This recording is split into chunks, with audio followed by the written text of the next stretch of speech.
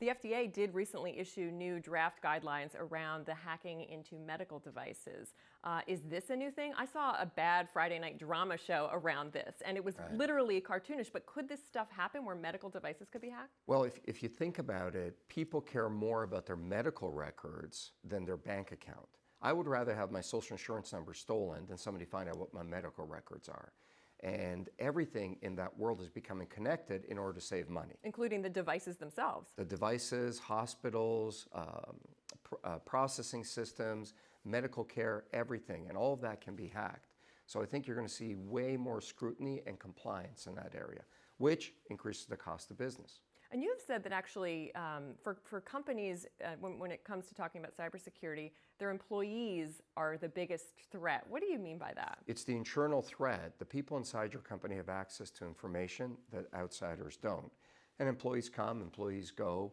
But you know, all these security systems are proliferating. The challenge is if no one is watching your security, you're going to be in trouble.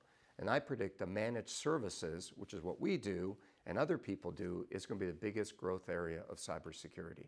Because it's like buying an alarm system and leaving it at home. Somebody breaks in. If nobody is monitoring your alarm system, there's no value in it.